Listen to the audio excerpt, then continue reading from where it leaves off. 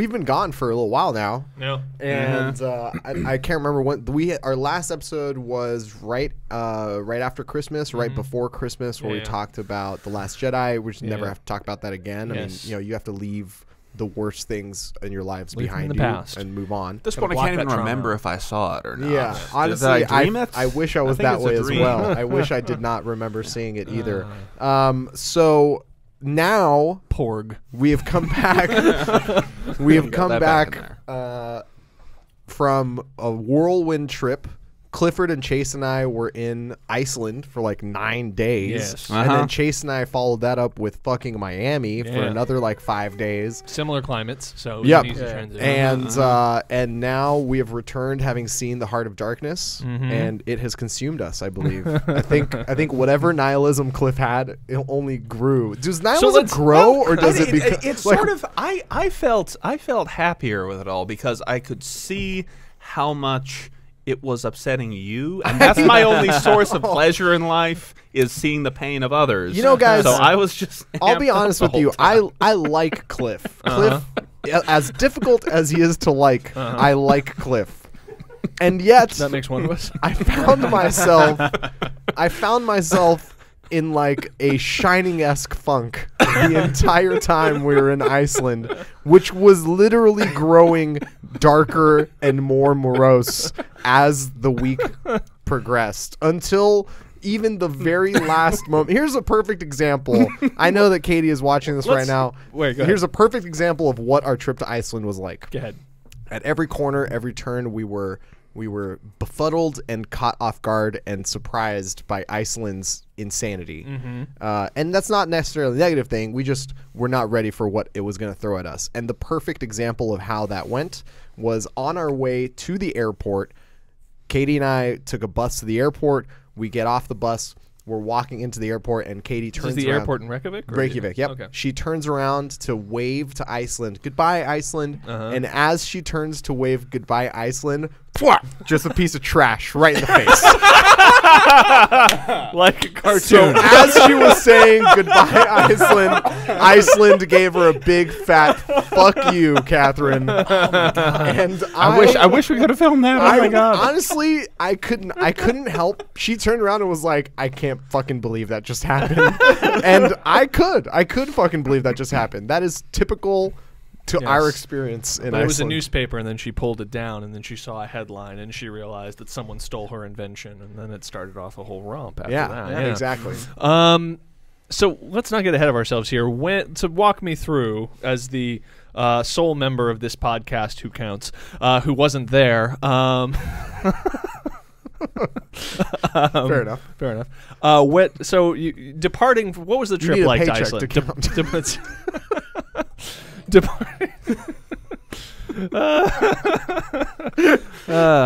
Departing for Iceland. I missed you guys so much. Really. So tell me, I'm just glad you came back. So what are we talking? Really glad that your plane didn't maybe just fall into ice and then just. Yeah. Oh, there are times I wish that would have happened. Yes. So luxury accommodations, I assume, on the way to on your passage. to Iceland. We flew. So the event we were there to cover was called WoW Stronger, and it's run by Frederick Agidius and Annie Thorisdottir.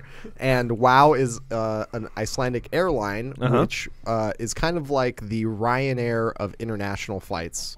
So, or like the Frontier of international flights, I guess it would be the North American version. And it's like you can get a one-way ticket from Dallas to London for $170, but that includes a seat and a seatbelt, and that's it. You don't get a bag, you don't get refreshments, you don't get water, you don't get anything. So that's how they keep their prices very low. And so we were luckily enough being taken care of by the airline because of our relationship with the event, and part of the deal was that they would fly us out there to keep our costs down. And so a handful of us actually got sort of like some of the more comfortable seats, right? So like a few of us sat in the front row. Just note, in advance of travel, did you send them Cliff's dimensions? No, we did not. We did not. In fact, Cliff was a late add-on to the entire thing, and he had to purchase his own ticket, which is exactly why instead of getting the bulkhead seats with extra legroom, or even the emergency exit seats with very extra red. No, here's the fun thing. two of our fellow employees who were traveling with us were both small women. I mean, like next to each other. 5'2" and maybe 95 pounds. Got Between assigned them. seats next to each other in the exit row. Like feet dangling, not touching the ground. But alas, And Cliff was sucking the like And- subhuman I part was- of the yeah. For those of bus. those of you listening at home, Cliff is larger than a 95-pound. Yeah. He is actually 3 95-pound women. Almost yes, exactly. yeah, almost precisely. Yeah. Yes, to the pound almost. Yes, Cliff is 15 feet tall. Yeah. So we went Cliff's Proportions are nightmarish. to give you an idea of how this all went. That's really fucking funny.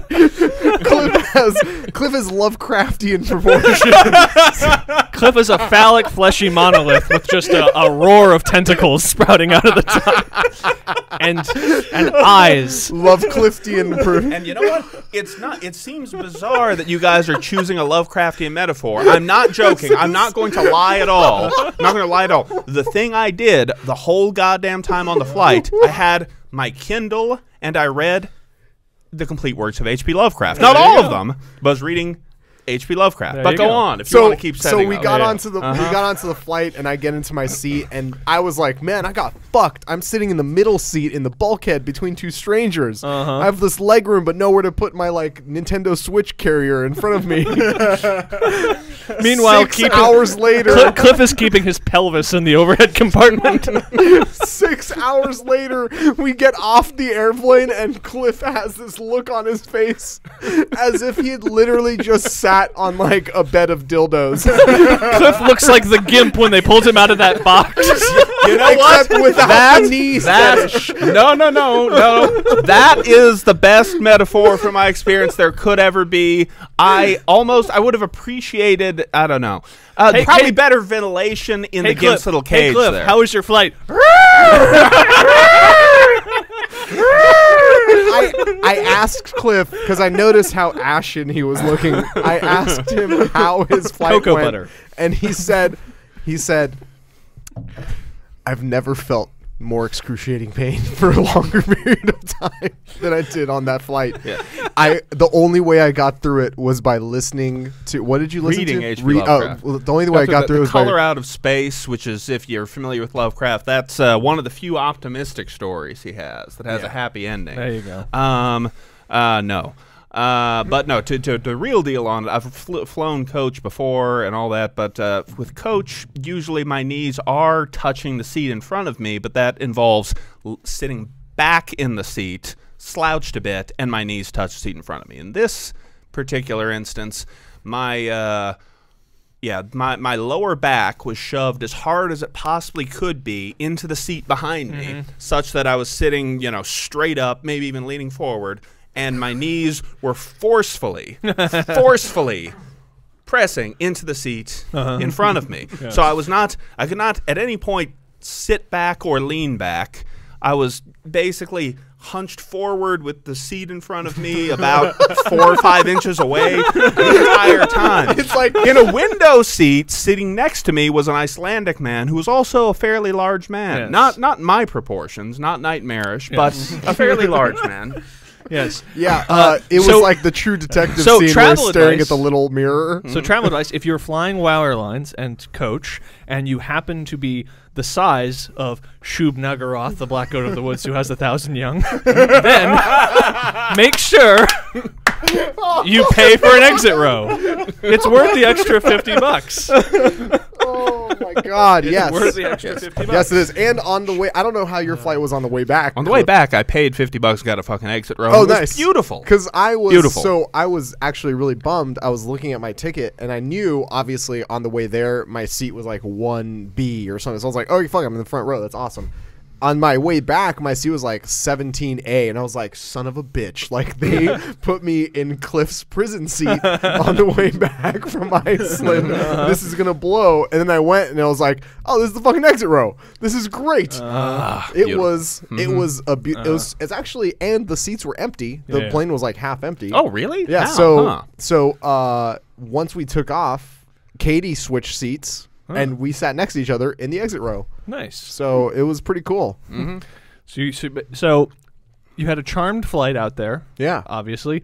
When did things turn south? You get off the plane in Reykjavik. Yeah.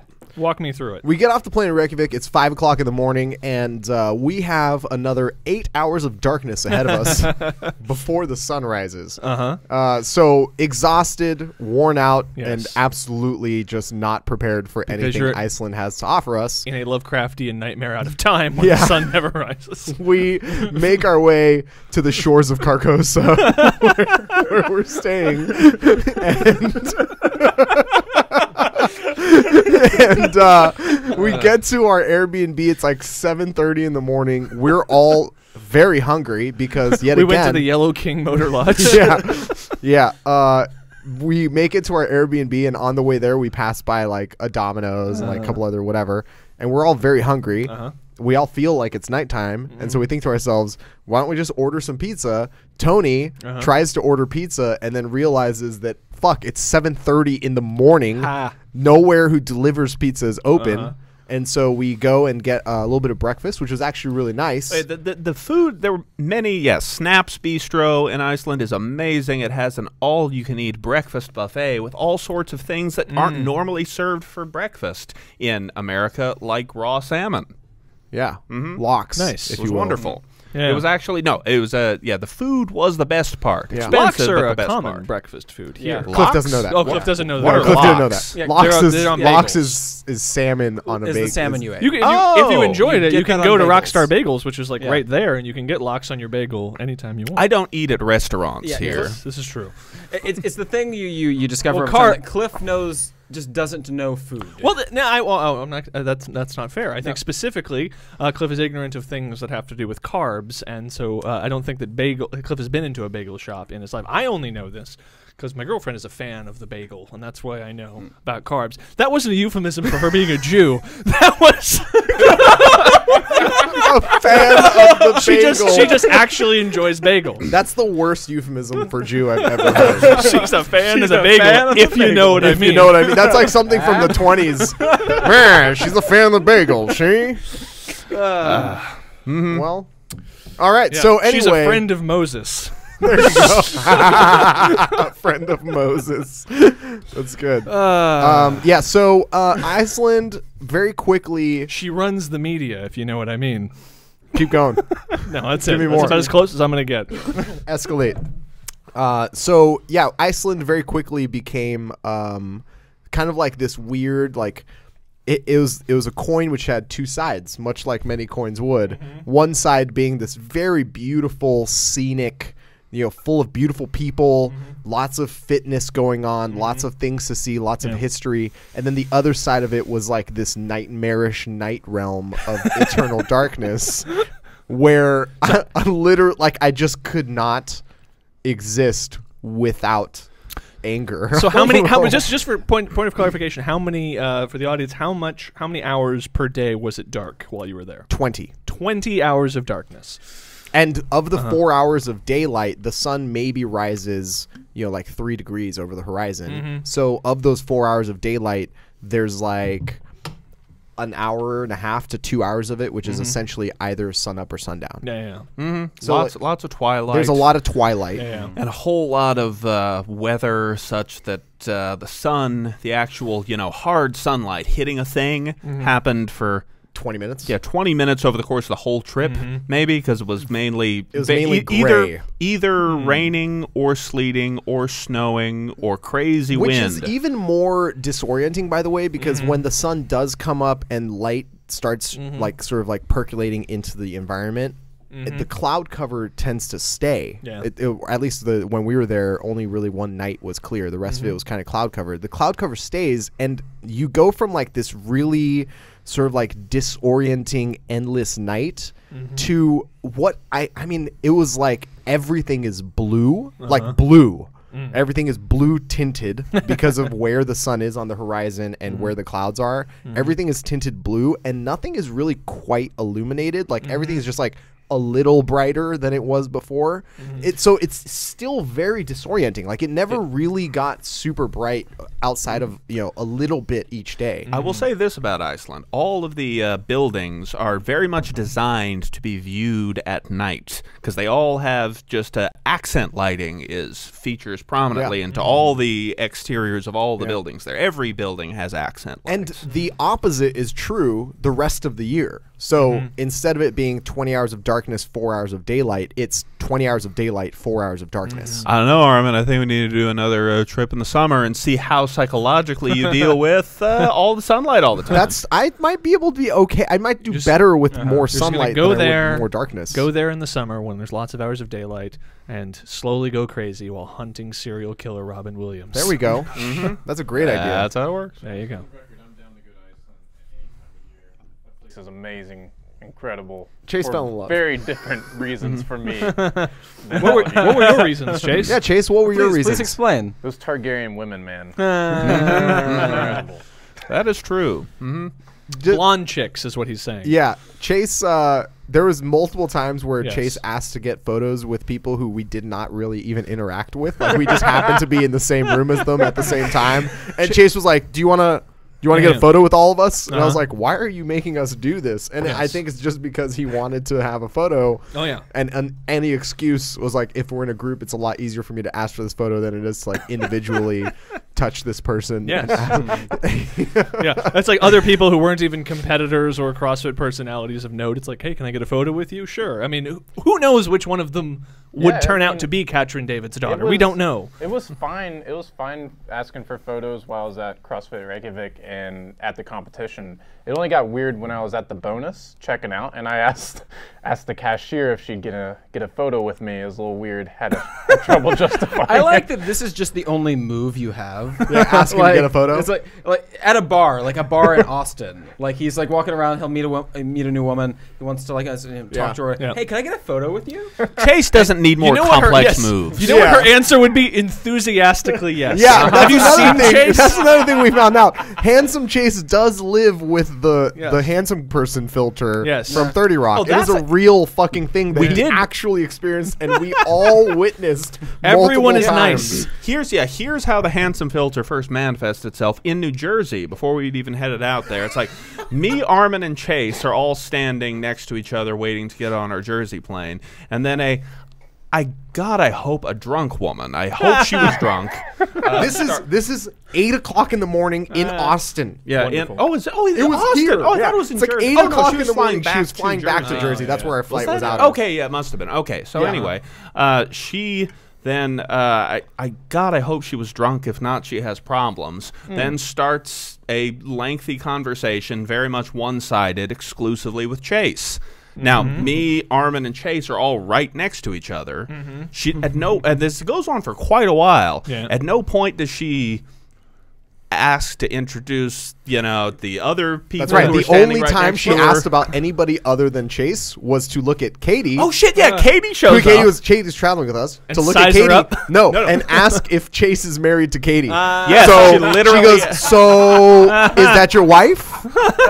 And Chase was like, "Oh yeah, no, that's my friend's wife." And she was like, "Oh, cool, Perfect. Oh, that's nice. That was my only opportunity out, and I missed it. And you totally fucking biffed it. Yeah, she has a ring on. It's like, oh, my ring fell off because of things. In fitness. fairness, though, from her perspective, there was Chase and then just 2 ficus plants right next to her. That's all she was Basically, seeing. yes. Yeah, Basically, that is yes. all she was seeing. Yeah, that was the start of us witnessing Chase's handsome filter. She capitalized on all those sweet moves by saying that I look like her cousin Ronnie, who's apparently wildly attractive. Yeah. By the way, Bad you thing. missed the best part. It's you look like my cousin Ronnie, and that's not a bad thing. Oh God! You look like he's like, hey, you look like my cousin Ronnie, except I can fuck you Without anybody being worried Yes. about it. and not get as much shit this time. Yeah. So it was definitely the trip for Chase was, I would say, wasted Yes. Because he did not at all capitalize on any of the opportunities he had with all these women who look exactly like the last girl he was dating. We before don't he know moved that. here.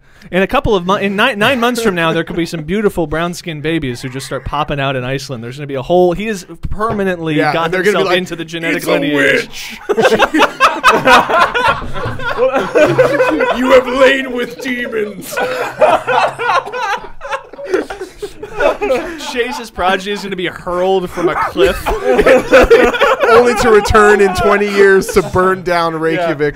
No, you know, that's another thing about Iceland. During the endless night. Dude, it felt like so here's a perfect encapsulation. Two examples The thing of, that should not be. yeah, two examples of what it means to be Icelandic. I was asking Annie Thorsdottir, Annie, how do you deal with this much darkness? Like, this is a lot. Like, I don't know how to deal with this. And she said, well, it's always bright in the gym. And immediately a light went off in my head. I was like, oh, that fucking makes a lot of sense. That's why you are who you are, because this is your coping mechanism to endless night. Yes. I understand. It makes sense. Secondarily, when we asked her about her previous experience at WoW Stronger, which they just started last year was the first year, and she stacked her team. It was her, Frederick Agidius, and some small guy you'd never heard of named Halfthor the Mountain Bjornsson. She was saying how having Halfthor on their team was kind of unfair. I don't know why, because all the strength events that he participated in, he fucking smashed. An example of that would be there was a Max Clean event where it was Halfthor versus Alex Smith. Alex Smith had a mighty struggle, cleaned like almost 400 pounds. Halfthor curled 420 pounds to his shoulders, and then just to show off, pressed it overhead. So she described this experience of Halfthor being on their team in the following way. She said, I don't think it's fair because we had a giant on our team.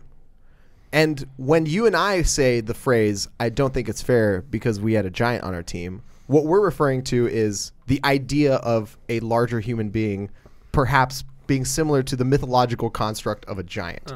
What she was saying, I don't think it's fair, we had an actual motherfucking giant on our team. And then it hit me that she's 100% right, because in the Icelandic experience, Halfthor is an actual giant. Like a giant the way that we read about giants in medieval times giants. Like not like, oh, he's a giant human being. Like he's actually a giant. He's the biggest person. person. He's a different species. Like he is of the giant species and we are of the human species, and we just coexist because he doesn't want to grind our bones. Are you saying that she was referencing like the cultural idea that he's from some kind of mythological lineage? Yes. Like it's like we had an elf on our team, and his ability to walk on snow was a significant advantage. That was the vibe I got. Armin is reading a lot into not many words, but it's more about the context, situation, and tone of voice, and just how she may as well have said it was cheating when we rode our dragons into battle and been 100% serious about it. Yeah, my dragon's back there. Yes. Yeah. So that's Iceland in a nutshell. It's eternally dark and cold and full of hardy people who live alongside giants. Nice.